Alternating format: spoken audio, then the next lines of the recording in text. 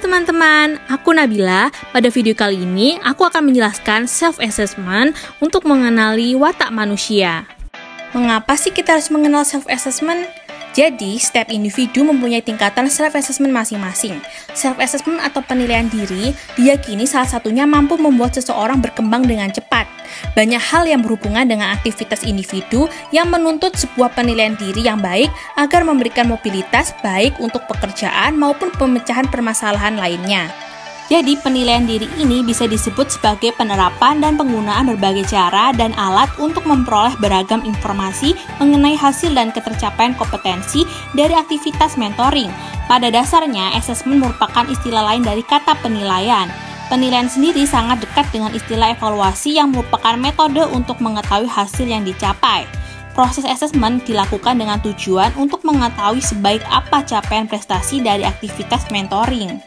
Kepribadian manusia terbentuk dari banyak sekali komponen atau sifat, dan setiap komponen merupakan variabel. Setiap orang memiliki kepribadian yang susunan komponennya berbeda dengan orang lain.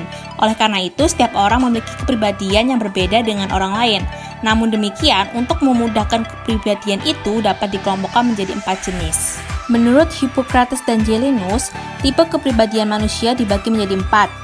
Yaitu sanguinis, dijuluki si populer karena pandai persuasif dan ingin terkenal.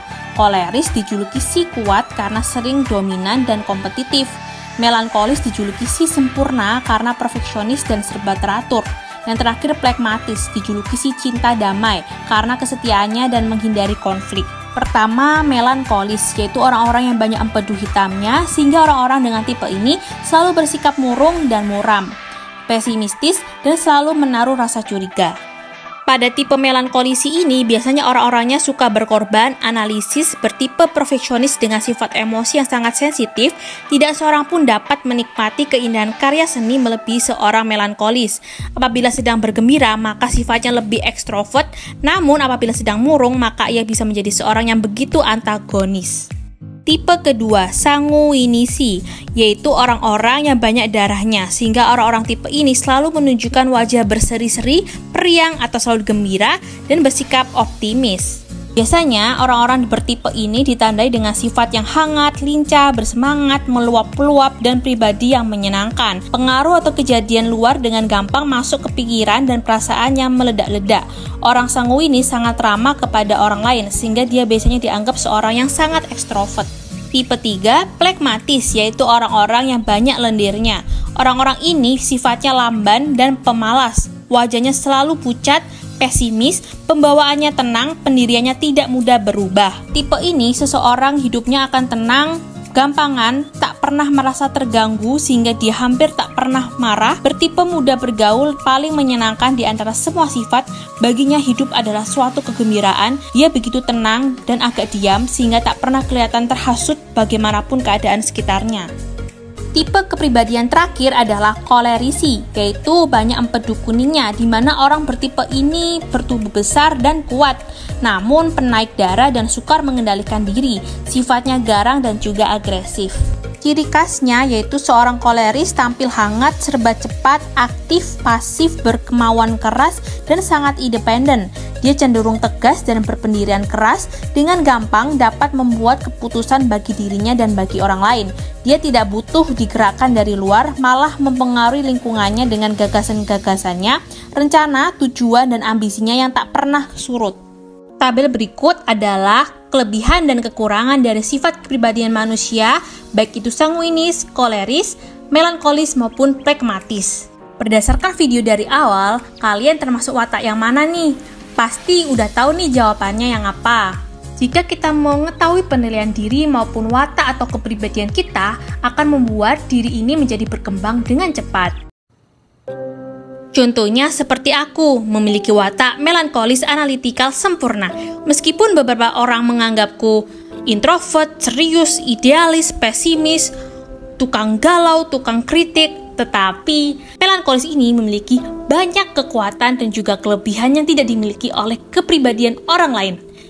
Yaitu emosi dari melankolis analitikal sempurna memiliki watak yang mendalam dan penuh pikiran, analitis, serius dan tekun, cenderung jenius, berbakat dan kreatif, artistik atau musikal, filosofis dan puitis, menghargai keindahan, perasa terhadap orang lain, suka berkorban, penuh kesadaran, dan idealis.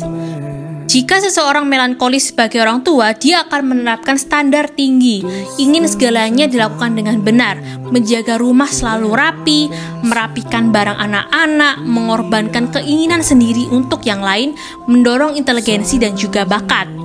Sedangkan untuk melankolis di pekerjaan, dia akan berorientasi dengan jadwal, perfeksionis dengan standar yang tinggi, sadar perincian, gigih dan cermat, tertib dan terorganisasi, teratur dan rapi, ekonomis, melihat masalah, mendapatkan pemecahan yang kreatif, perlu menyelesaikan apa yang dimulai, suka diagram, grafik, bagan, dan juga daftar.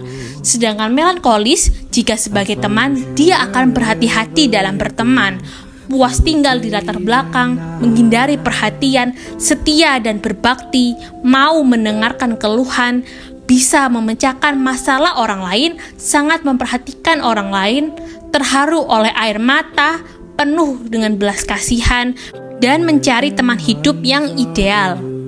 Sedangkan dalam hal percintaan, melankolis ini memiliki sikap yang penuh perhatian hingga ke hal-hal yang sepele, lalu menganggap hubungan itu secara serius.